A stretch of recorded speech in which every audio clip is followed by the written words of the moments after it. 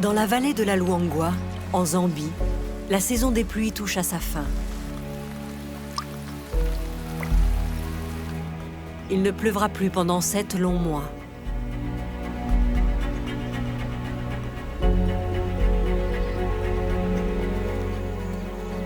Les animaux ont beaucoup à faire avant l'arrivée de la saison sèche. Élever leurs petits, régler des différends et remettre des prédateurs à leur place. Pour tous les jeunes animaux, il est temps de devenir adultes.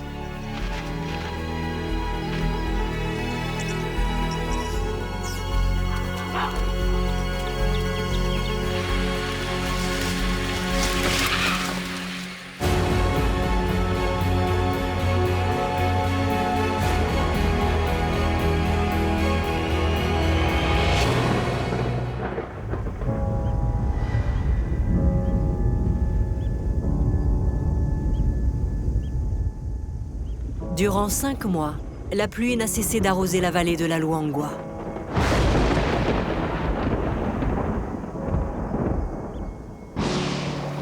Les plantes et les animaux ont profité de ses bienfaits.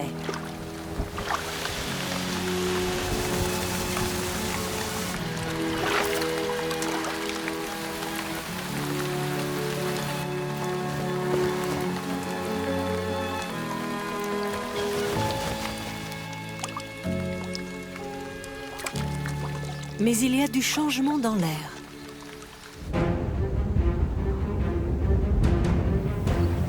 Chaque jour, les nuages se font plus rares.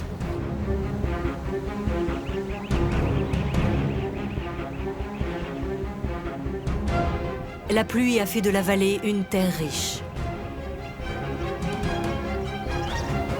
Les animaux ont su en tirer parti. Mais à partir de maintenant, les marécages vont peu à peu s'assécher.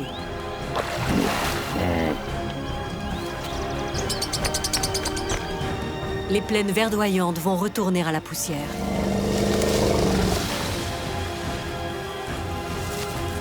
Et les forêts vont cesser de bourgeonner.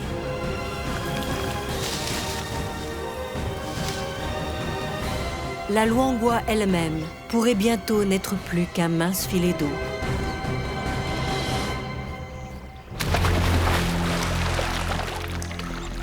Les animaux savourent ces derniers jours d'abondance.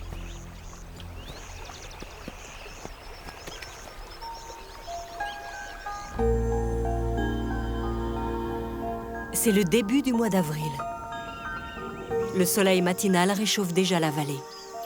Une nuée d'insectes papillonne dans les airs et fourmille sur le sol.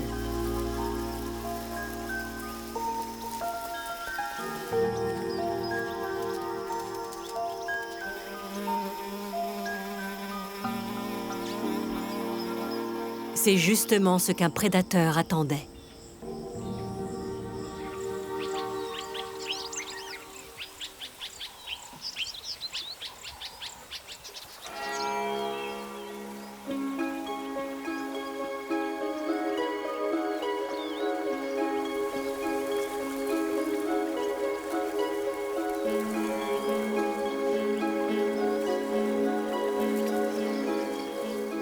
Une néphile. Elle est grande comme la paume de la main. Sa toile mesure plus d'1 mètre de diamètre. Tissées très proches les unes des autres, ces toiles forment un véritable mur de soie. Elles sont assez solides pour piéger des oiseaux et des chauves-souris. Mais la plupart des proies de la néphile sont beaucoup plus petites. Pour tisser une toile efficace, chaque détail compte. Ainsi, la couleur des fils ne doit rien au hasard.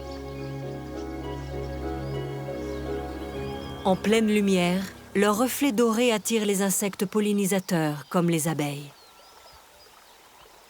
Mais dans l'ombre, ils sont quasiment invisibles.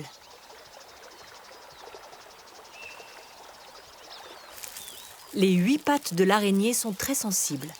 Elles perçoivent la moindre vibration de la toile. Elle n'a qu'à patienter.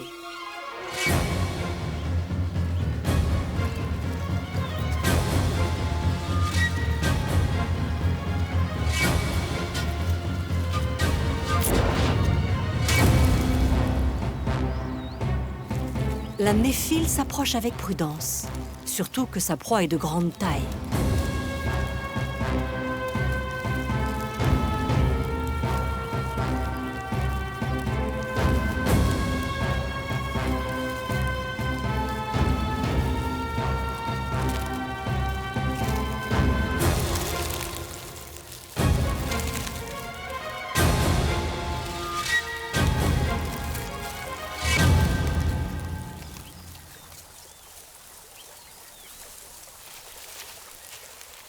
La sauterelle est encore vivante, mais ainsi emmaillotée dans la toile, elle n'a aucune chance de s'en sortir. L'araignée va la conserver dans son garde-manger pour la dévorer plus tard.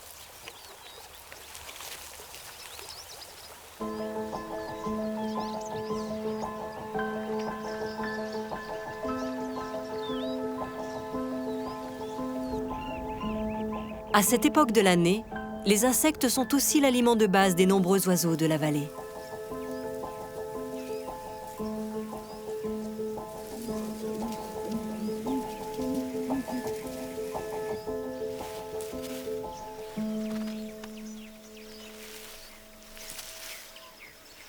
Un bucorve du sud les cible avec une précision chirurgicale.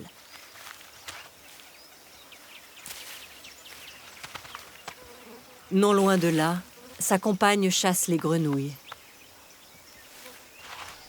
Ces oiseaux de la taille d'un dindon peuvent aussi capturer de petits mammifères. Mais pour l'instant, ces encas suffiront. Les bucorves ont une bouche à nourrir, et non des moindres.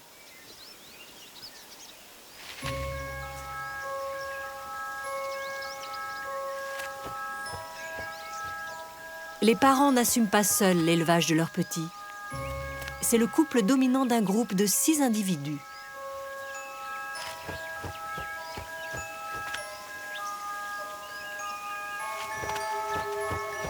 Les membres du groupe ne sont pas forcément de la même famille. Les bucorves forment de petites sociétés très particulières. Ils doivent tous consacrer 6 années à nourrir les petits des autres avant de fonder une famille. Ils ont ainsi tout le temps de devenir des parents accomplis.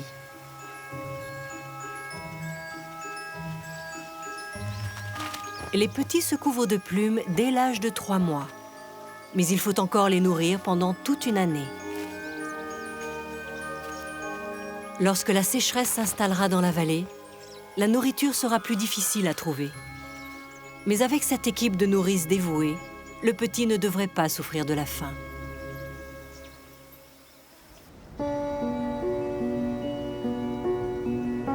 Le ciel d'avril se couvre parfois de nuages, mais il donne rarement de la pluie. La saison sèche avance discrètement ses pions.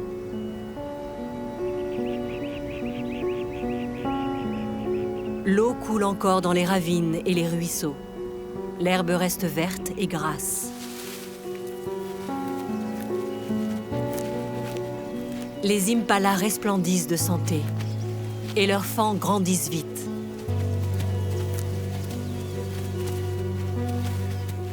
Les jeunes mâles de 4 mois arborent déjà de petites cornes.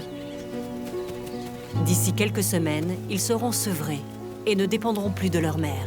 Mais ils ne quitteront pas le troupeau de femelles tout de suite. Pour cela, il faudra attendre que leurs cornes soient aussi longues que leurs oreilles. Ils ont donc encore quelques mois devant eux. Et ce n'est pas plus mal. Car la vie d'un mâle n'est pas de tout repos.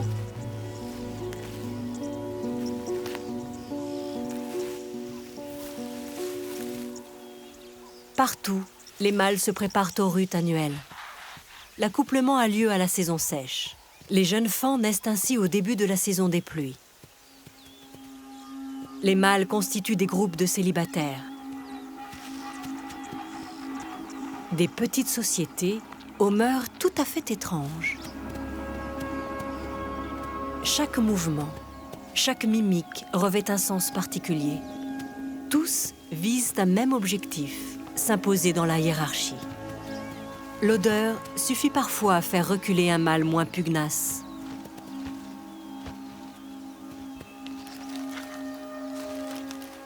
Un mâle dominant dépose sa marque un peu partout grâce aux glandes cutanées de son front. Les plus faibles ont déjà été écartés. La véritable compétition peut commencer.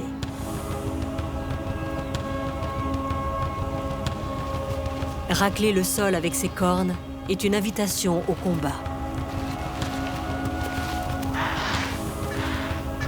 Le mâle éloigne les rivaux craintifs pour les faire descendre dans la hiérarchie. Seuls les plus forts et les plus valeureux demeurent. Le moment est venu de les mettre à l'épreuve. Chaque combat est éliminatoire. Pour conserver sa place, le mâle dominant doit tous les remporter.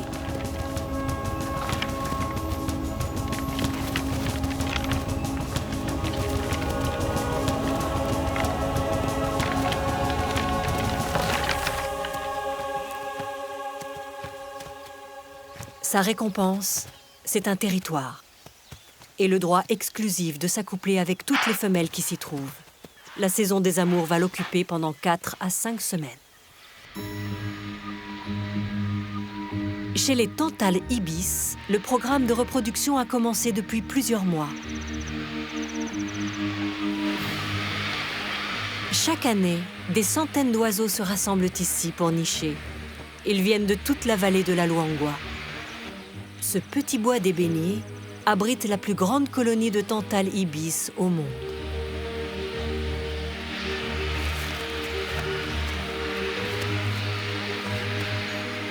Les œufs ont éclos. Chaque nid contient maintenant 2 becs affamés. Les parents sont constamment sollicités. Les oisillons sont assoiffés. Il faut constamment les hydrater. Ils claquent du bec et tout de suite, leur père régurgite de l'eau.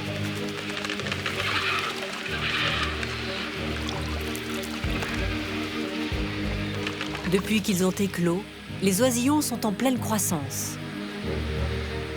Ils pèsent déjà 30 fois plus qu'il y a 6 semaines.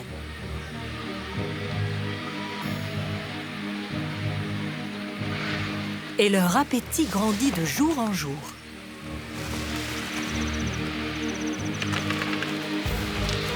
Il est inutile de tenter de modérer leur faim.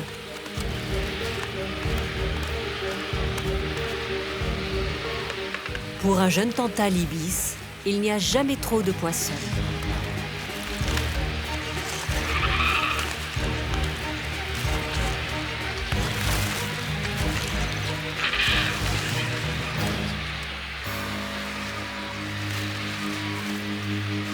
Pendant que les petits tantales se chamaillent dans les arbres, une famille de babouins se prépare pour une expédition. Les troncs d'ébénier sont très pratiques pour s'entraîner à grimper.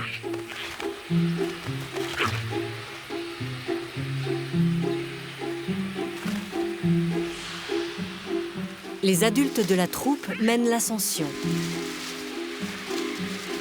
Mais ce ne sont pas les tantales ibis qui les intéressent. Les ébéniers regorgent de baies, des fruits juteux, tendres et sucrés. Les babouins sont prêts à tout pour se régaler de cette friandise de saison. Même à subir de douloureux coups de bec.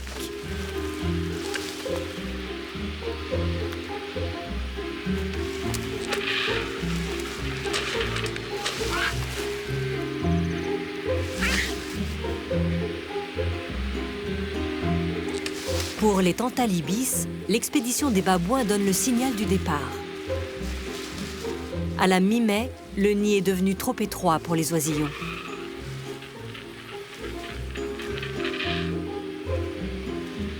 Ils doivent se préparer au premier grand défi de leur jeune vie. Il est temps de fortifier les muscles de leurs ailes et d'apprendre à voler.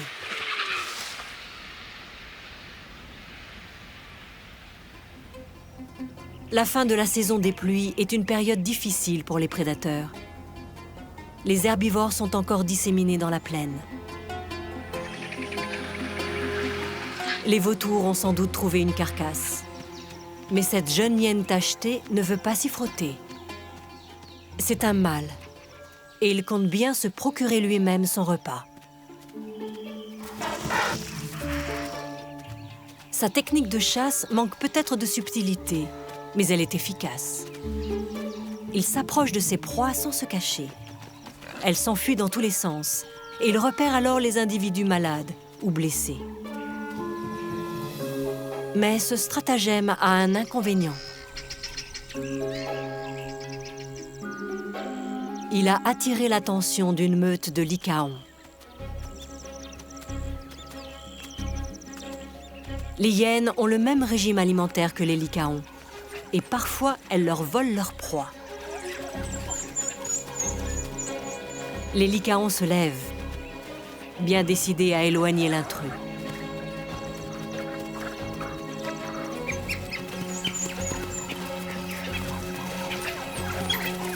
Mais plutôt que de s'enfuir, le solitaire se tapit au sol.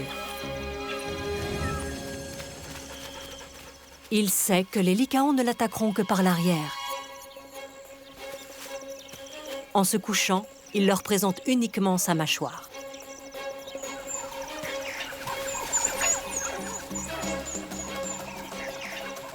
Elle est 3 fois plus puissante que celle des lycaons. Le mâle dominant lui-même ne semble pas prêt à s'y risquer. La meute décide de réserver son énergie pour la chasse.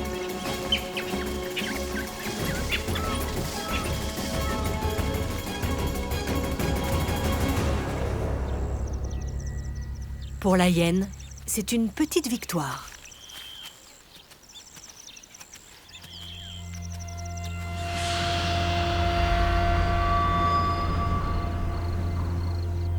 Le mois de juin est arrivé. La chaleur oblige désormais les animaux à rechercher l'ombre.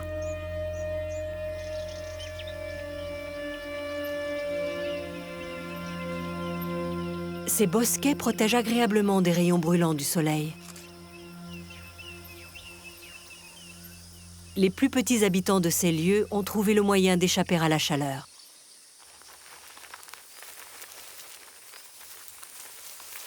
C'est une sous-espèce de termites, les Macrothermitinae.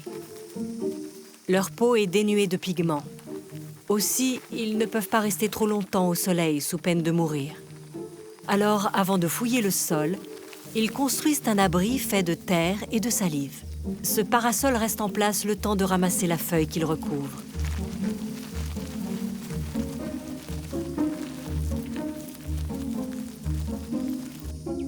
Les termites utilisent ce même savoir-faire pour bâtir leur habitation.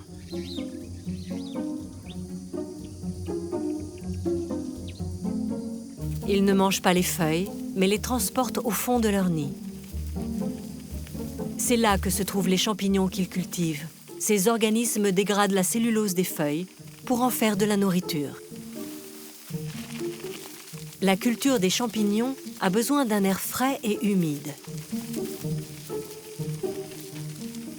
L'architecture complexe de la termitière lui permet de rester à température constante.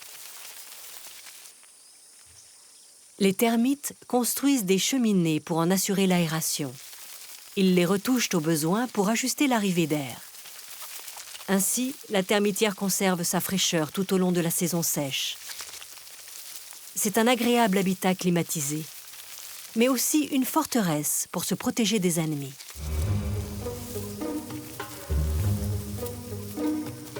Les soldats tiennent les envahisseurs en respect.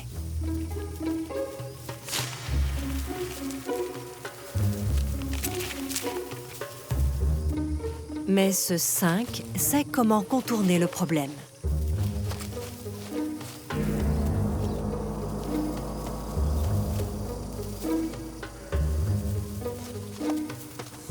Il s'introduit dans un tunnel désaffecté pour surprendre les termites.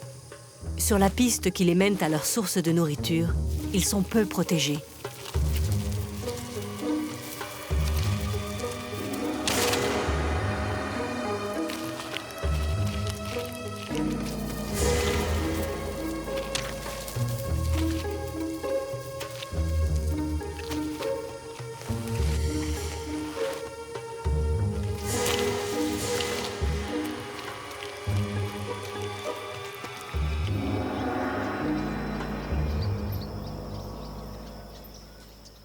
À la saison sèche, tous les animaux de la vallée de la Luangwa doivent savoir tirer parti de la moindre occasion.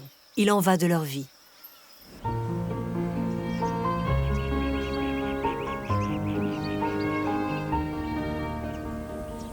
Cette occasion se présente parfois sous des formes inattendues. Ce trou d'eau n'est plus qu'une flaque de boue. Mais ce n'est pas pour boire que la matriarche de cette famille d'éléphants a mené les siens jusqu'ici. La boue est la plus efficace des crèmes solaires. Mais il ne suffit pas de s'en asperger. Pour une protection totale, il faut se vautrer dedans.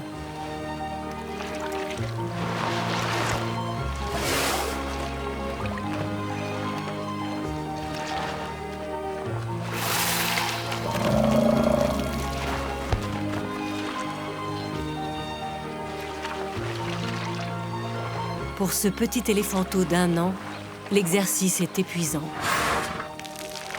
Mais sa mère s'assure que les endroits difficiles à atteindre sont bien couverts.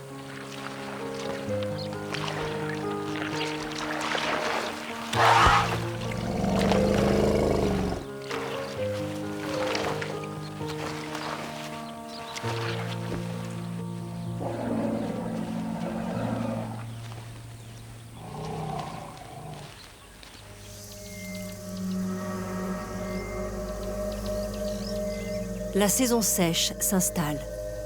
Le vert laisse la place aux teintes grises et marron.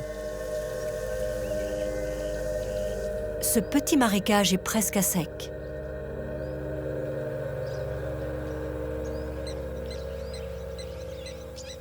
Les animaux qui venaient y boire sont partis.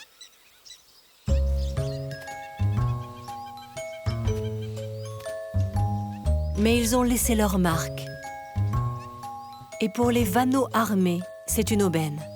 Une empreinte d'éléphant, c'est un nid tout trouvé. Ce couple a 3 œufs à protéger. Et le ton monte dès qu'un intrus s'approche. En temps normal, cette ombrette africaine serait vite chassée.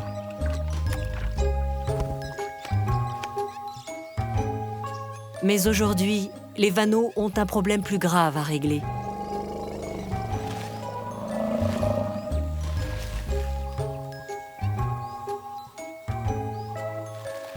Le sol asséché du marécage est jonché de racines de laitue d'eau.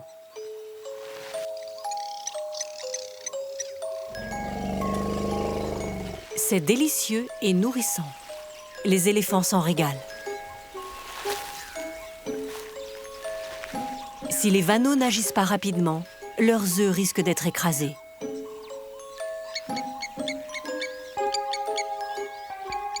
Les éléphants n'ont pas une bonne vue.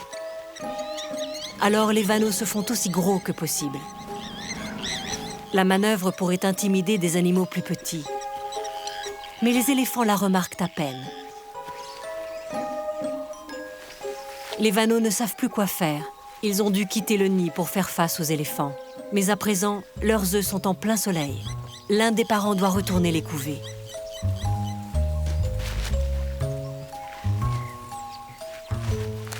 L'instinct maternel est plus fort que tout. La femelle n'a pas d'autre choix que de tenir bon et d'espérer que les éléphants partiront bientôt.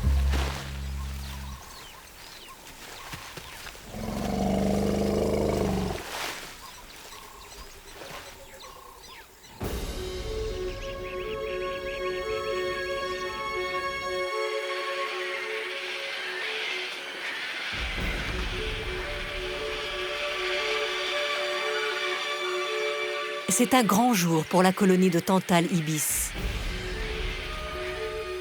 Il y a 2 mois, les oisillons étaient de petites boules de duvet.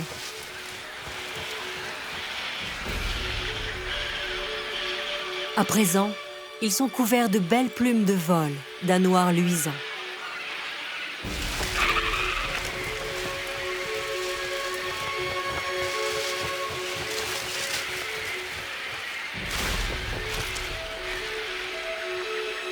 Le moment est venu de prendre leur envol.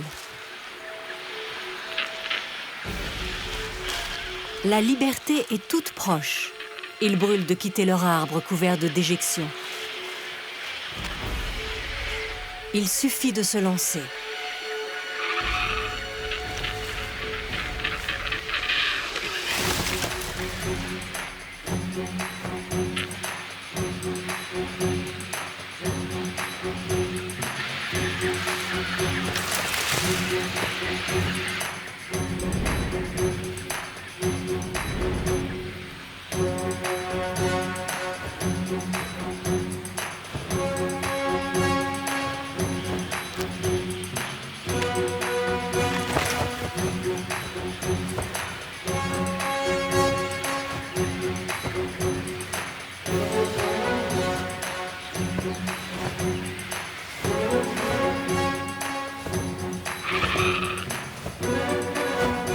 Ils comprennent vite le principe du vol.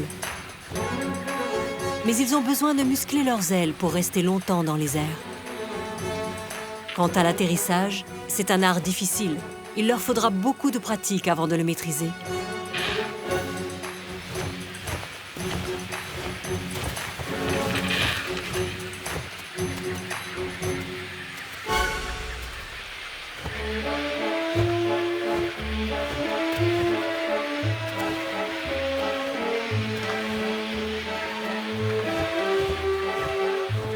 Les juvéniles vont continuer à se préparer tous ensemble pendant 1 mois. Ensuite, ils deviendront des nomades. Ils planeront au-dessus de la vallée de la Luangwa en quête de nourriture. Ils ne reviendront pas ici avant 3 ans, quand ils seront en âge de s'accoupler.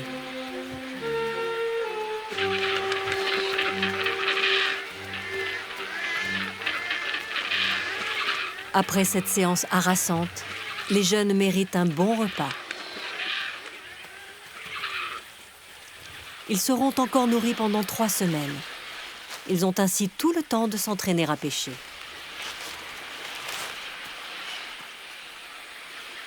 Le ruisseau est à sec, mais l'endroit leur permet d'exercer leurs pattes et de maîtriser l'usage de leur bec. Les petites branches remplacent efficacement les poissons à la peau glissante.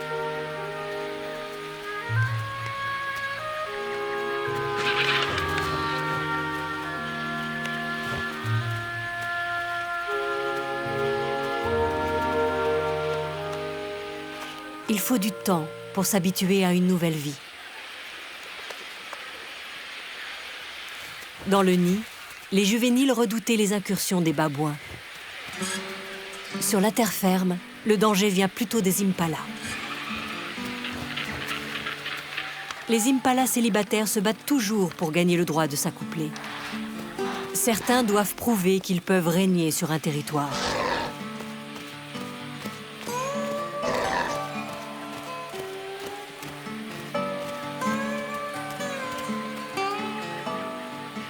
De nombreux mâles portent déjà les stigmates de combats sans pitié. C'est leur dernière chance de participer à la saison des amours. La frustration monte.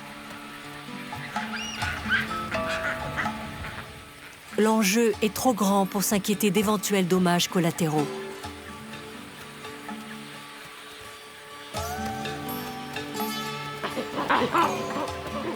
Les babouins eux-mêmes, d'ordinaire si indifférents, préfèrent battre en retraite.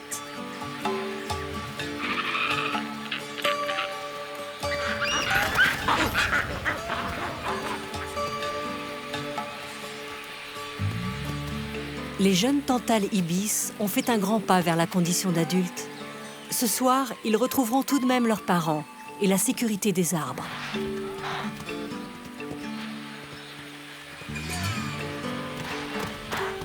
D'ici là, mieux vaut faire attention à l'agressivité des impalas.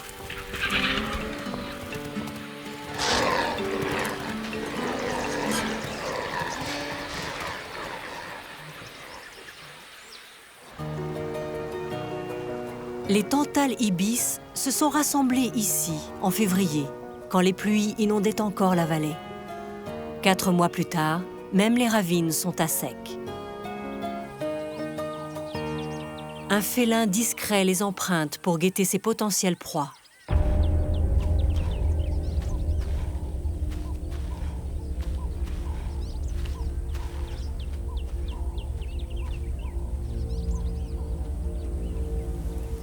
Il y a encore de l'herbe verte ici.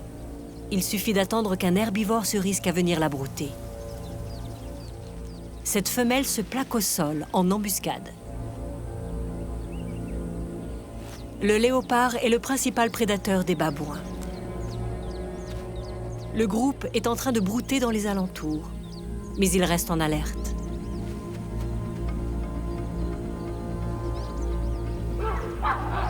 Un mâle a senti le danger.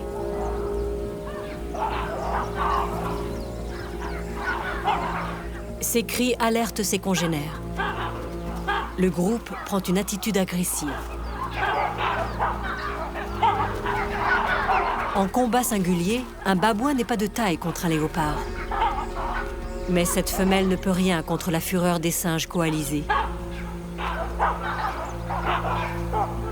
Seuls les plus jeunes restent à l'écart de cette manœuvre d'intimidation.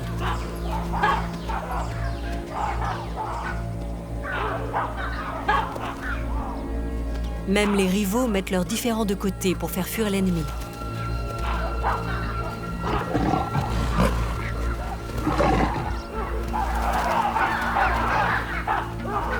La femelle pèse le risque encouru. Elle n'a pas assez faim pour se mettre en danger contre 3 grands mâles.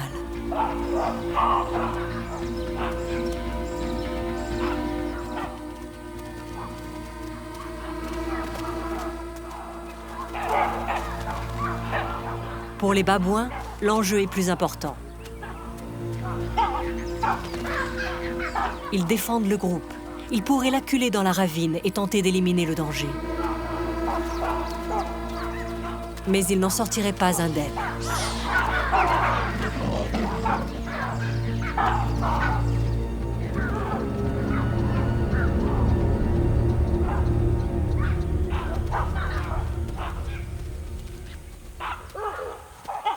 Mieux vaut suspendre les hostilités et monter la garde pour surveiller le léopard.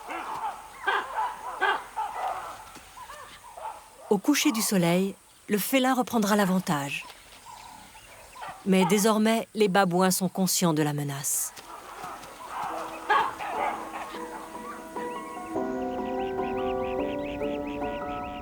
C'est la fin du mois de juin.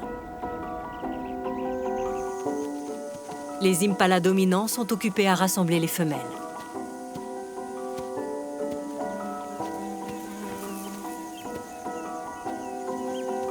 Celui-ci a déjà un petit harem, mais il a de plus grandes ambitions.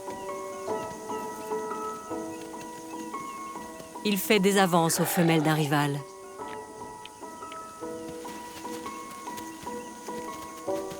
Elles sont plus de 20 à être prêtes à s'accoupler.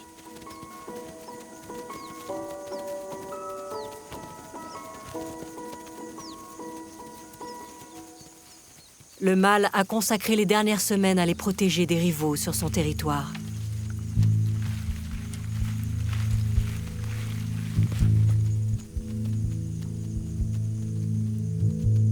Ce n'est pas le premier concurrent qu'il doit affronter.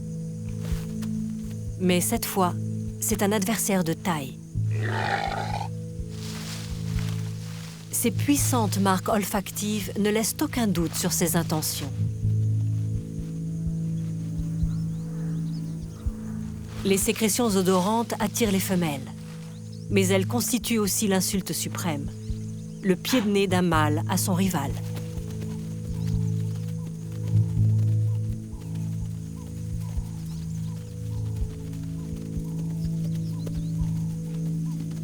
Le mâle dominant ne peut empêcher les femelles de son troupeau de le quitter si elles en ont envie. Il ne peut que les encourager à rester en les rassemblant avec douceur et régler le sort de l'intrus.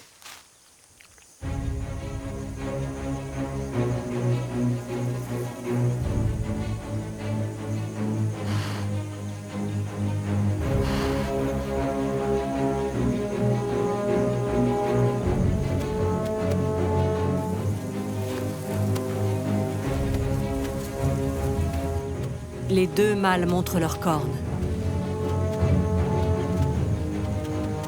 Ils tentent d'intimider l'autre en bâillant et en tirant la langue.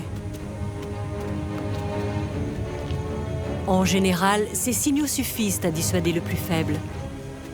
Mais les rivaux sont de force égale. Il ne reste qu'une solution.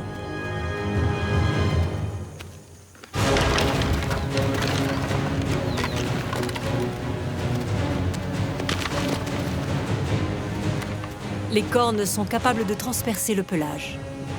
Mais la peau de la tête et du cou est plus épaisse et plus dure. Elle protège les zones vulnérables.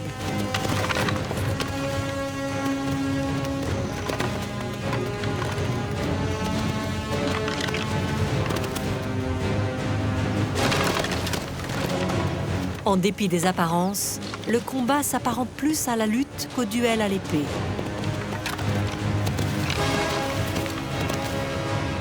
La force et l'endurance sont des qualités essentielles.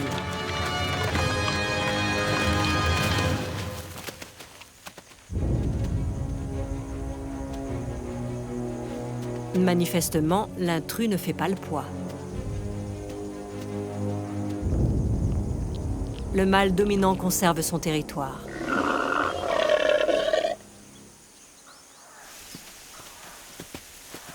Et pour couronner le tout, il réquisitionne les quelques femelles conquises par son rival. Le perdant va devoir réintégrer un groupe de célibataires et tenter de nouveau de gravir les échelons de la hiérarchie.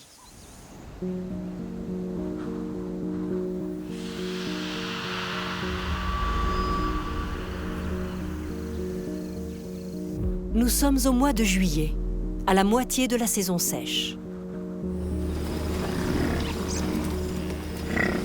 Les pâturages se font rares. Les familles de buffles commencent à se rassembler. En grand nombre, ils peuvent mieux se protéger des prédateurs et profiter des rares zones d'herbe qui subsistent encore. D'ici 3 mois, ces troupeaux pourront atteindre le millier d'individus.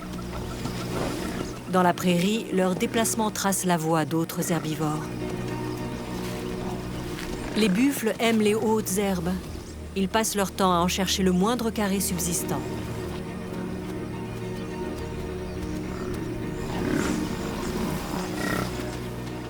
Dès qu'ils ont pris leur part, d'autres animaux prennent leur suite, mieux équipés pour brouter l'herbe rase.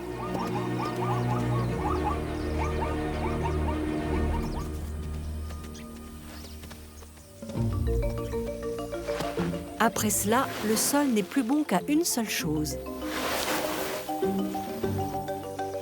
donner une leçon d'hygiène aux petits.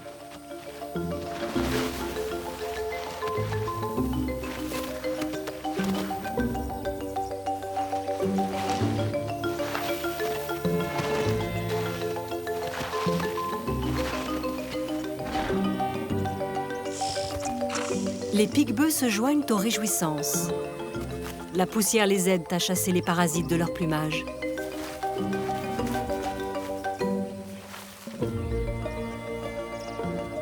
Après tout ce temps passé à éliminer les parasites des autres, il est bon de se consacrer un peu à soi.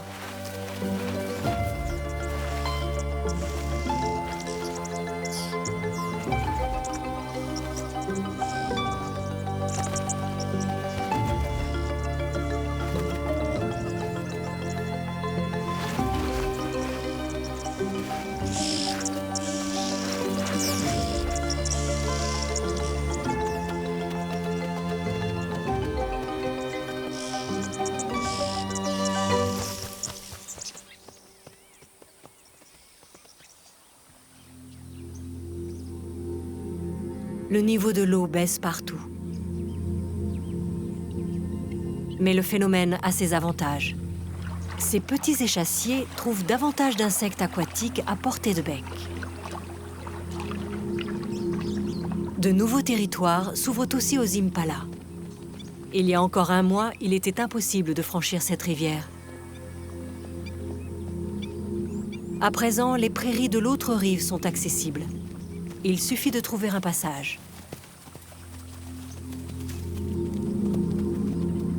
Mais pour franchir la rivière, il va falloir faire un saut dans l'inconnu. Les jeunes impalas ont maintenant 5 mois. Ils sont aussi grands que leur mère. Ils seront très bientôt indépendants. Mais pour l'instant, mieux vaut ne pas s'éloigner de leur mère.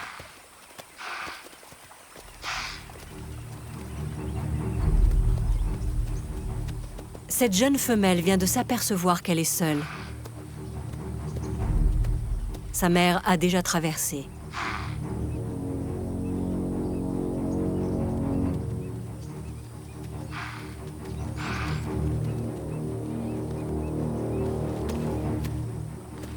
Entre-temps, une silhouette menaçante est apparue dans l'eau.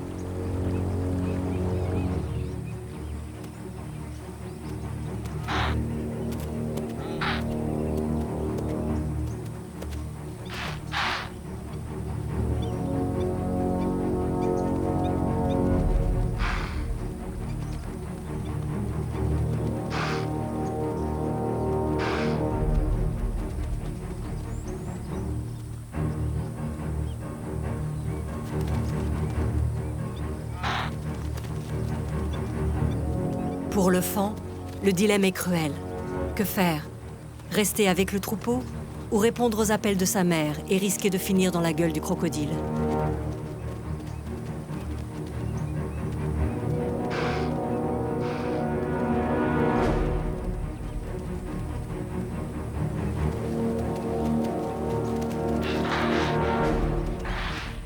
Le troupeau bat en retraite.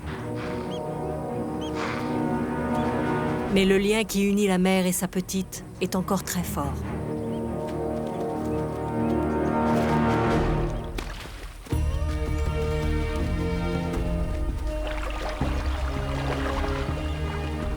Quand elle sera complètement sevrée, ce lien si puissant sera brisé.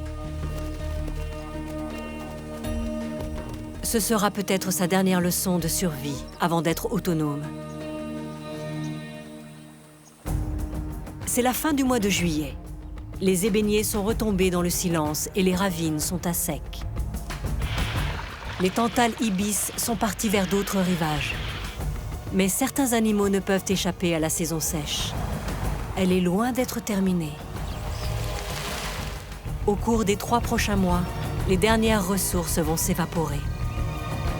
Et les prédateurs vont reprendre la main. Il faudra de la chance et du courage pour relever les défis à venir, lorsque la saison sèche écrasera de sa puissance la vallée de la Luangwa.